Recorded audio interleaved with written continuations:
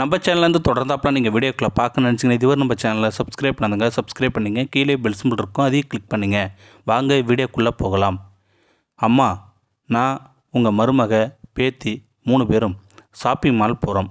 நீங்கள் வீட்டை பார்த்துப்பீங்க தானே? சரிப்பா, நான் எங்கே அங்கெல்லாம் வர முடியும்? வயசாகிடுச்சுல்ல, கால் வலி வேற படுத்து எடுக்குது. எனக்கு மால் வர்றதுக்கு பிடிக்காது. நீங்கள் எல்லாம் போயிட்டு வாங்க. ஏன் பிடிக்காது? பாட்டியும் ஷாப்பிங் மாலுக்கு வரணும் என பேத்தி அடம்பிடித்தாள். பாட்டியால் அங்கே எல்லாம் ஏறி இறங்க முடியாதும்மா. எஸ்கலேட்டரில் ஏற தெரியாது அவங்களுக்கு. அது இல்லாமல் அவங்க பார்த்து சந்தோஷப்படுறதுக்கு அங்கே பெருசாக ஒன்றும் இல்லை. அவங்களுக்கு கோயிலுக்கு போகிறது தான் பிடிக்கும் என மருமகள் சொன்னாள். பாட்டியும் ஆமாம் என்று ஆமோதித்தாள். பாட்டி வரலனா நானும் மாலுக்கு வரல என்று சொன்னாள் பேத்தி.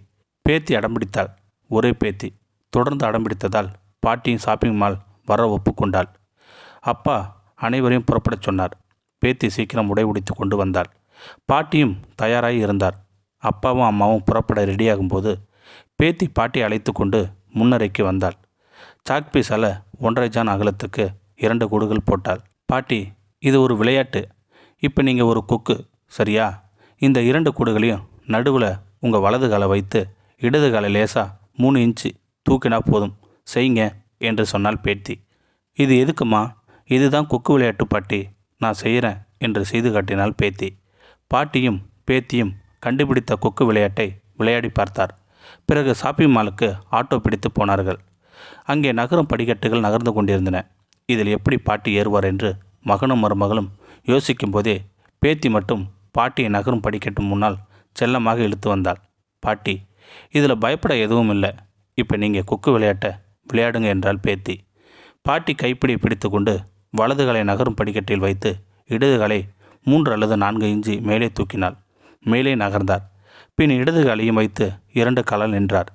எஸ்கலேட்டரில் அம்மா பூ போல் நகர்வதை மகனும் மருமகளும் பார்த்து வியந்தார்கள். பாட்டி உற்சாகமாகிவிட்டார். அடுத்தடுத்து எஸ்கலேட்டர்களில் மகிழ்ச்சியாக குதித்து கொண்டே ஏறினார். சினிமா பார்க்க போனார்கள். குளிராக இருந்தது. பேத்தி தன் பையில் வைத்திருந்த சால்வை பாட்டிக்கு கொடுத்தாள். இதை எப்போ கொண்டு வந்த என்று பாட்டி கேட்டதற்கு ஆல் டீட்டெயில்ஸ் ஐ நோ பாட்டி என்றால் குறும்பாக பேத்தி.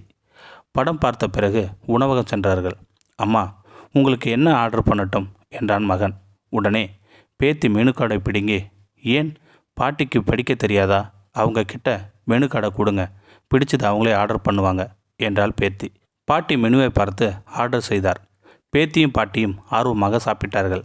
பின் வீடியோ கேம் விளையாட்டுகளை பாட்டியும் பேத்தியும் விளையாடினார்கள். வீட்டுக்கு கிளம்பும் நேரத்தில் பாட்டி டாய்லெட் சென்றார். அப்போது மகளை பார்த்து, என் அம்மாவை பற்றி என்னை விட உனக்கு நிறைய தெரிஞ்சிருக்கே செல்லம் என்று சொல்லி சிரித்தார் மகளை பார்த்து. அப்பா, அதை பாருங்க, குட்டி பாப்பாவை அந்த ஆண்டி கூட்டிகிட்டு வரும்போது எவ்வளோ ஏற்பாடுகள் செய்துட்டு வராங்க.